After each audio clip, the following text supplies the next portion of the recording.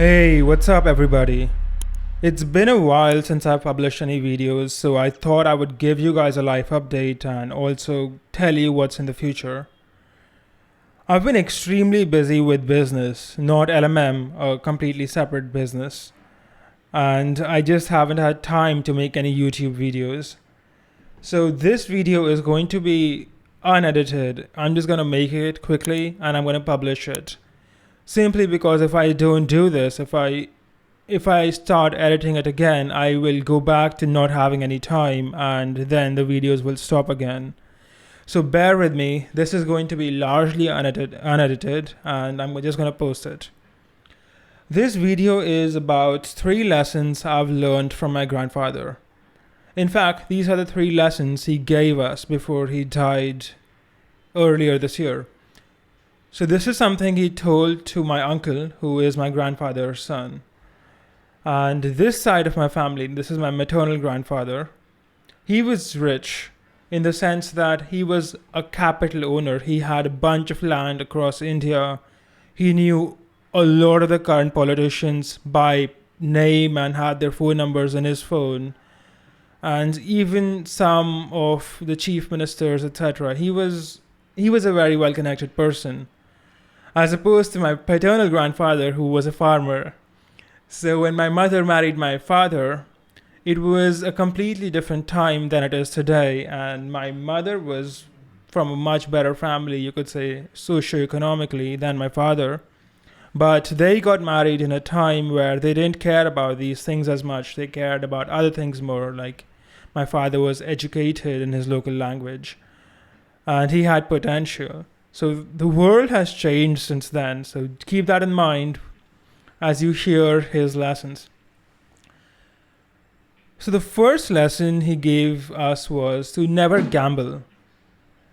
He said that as you get richer, you attract a lot of bad habits in your life, like drinking, gambling, etc. And in his words, the number one enemy of wealth is playing satta, that is Hindi for gambling. And what he would notice is that a lot of the people around him who did get rich, they would start gambling in, say, the stock markets or anywhere else. They might going to go to some kind of local casino, gamble in card games, whatever. And this gets addicting really fast. These guys would lose a lot of their money and time, and they would actually end up in debt because of their gambling habit.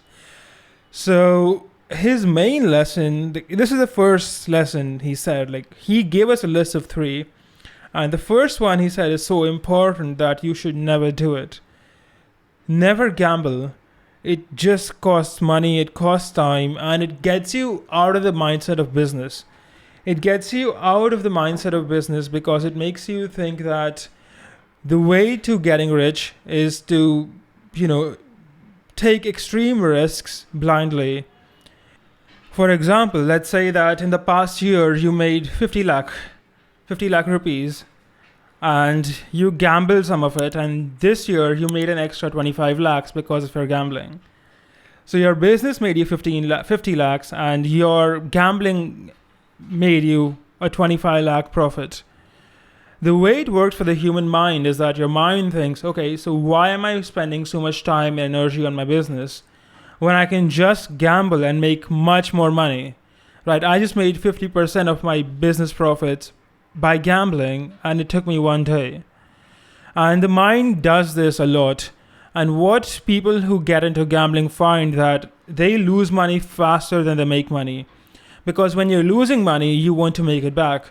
So let's say you invested 5 lakh into some gamble and you lost it all. Your reaction will not be, okay, I'm never going to gamble again. Your reaction will be something like, oh, I lost 5 lakhs, let me gamble more so that I can make it back. So gamblers lose money, and that's one thing that he wanted us to strongly take away, is that we should never gamble. I'm going to add on to this. I'm going to say, in my experience, drinking is another one of these habits where I've seen people who were really successful get extremely heavily into drinking, and that makes it really hard for them to focus on anything else. So I would say gambling and drinking are both something to be avoided. The second lesson my grandfather gave us was to only invest 65% of our capital and to never borrow to invest. And his logic was really simple. Property is something that has good years, but every once in a while it has bad periods. For example, you might make money for 10 years straight, and then 2 years, 3 years, you're going to lose money, or the property market would be too cold to make any profits. And what people who borrow money to invest find is that they end up stuck paying interest on their loans. They can't sell the property because the markets are too low, and then they're stuck. So his advice was to only invest 65% of what you have. So let's say that you have 1 crore rupees. He would say invest 65 lakhs, keep the 35 lakhs with you. If you invest, say, if you did the opposite, let's say that you borrowed 50 lakhs and you invested 1.5 crores, what would end up happening is that, let's say the market is not doing well right now, and the property that you bought for 1.5 crores is now worth 1 crore. What do you do now? First of all, you've lost 50 lakhs on the property. And to top it off, let's say you have to pay 10% or probably more, maybe 15% interest if you bought it from an unregulated market on the 50 lakhs. So not only are you stuck with a property that's down 33%, you also have to pay 7.5 lakh. No, not 7.5. You also, 7.5 lakhs to just repay the interest on the loan. And that has to come from your cash flows. And the cash flows are already low. So people who borrow a lot to invest, they typically have a couple of bad years every once in a while. And that's when their business absolutely tanks, right? They get used to spending more because they were making more when the markets were going up. But now that the markets are down, they're screwed. The third lesson from my grandfather was to always make sure that the paperwork for your property is correct. In the sense that you don't want to have Kacha property. Kacha means where the paperwork is not correct, where there is some unofficial agreement going on that can't be enforced in a court of law. The thing is that, let's say that you have a friend today who is cooperating with you. What happens when the friend, say, has a fight with you or doesn't like you anymore or just becomes too greedy and he wants to take what is yours?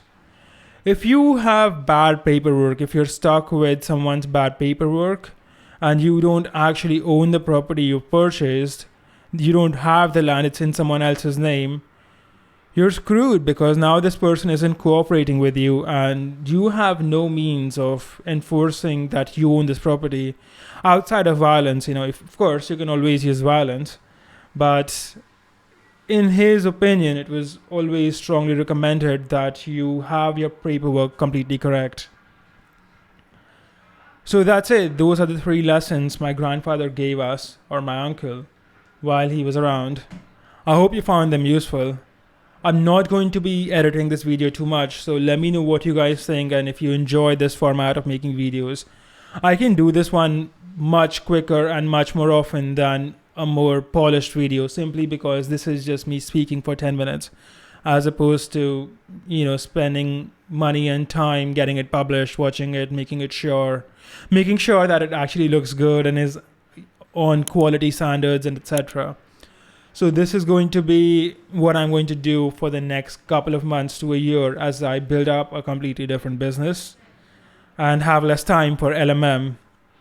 So hope you guys have a great day. Let me know what you think. And hit the subscribe button and the like button, the whole YouTube thing. And I will see you around. Bye-bye.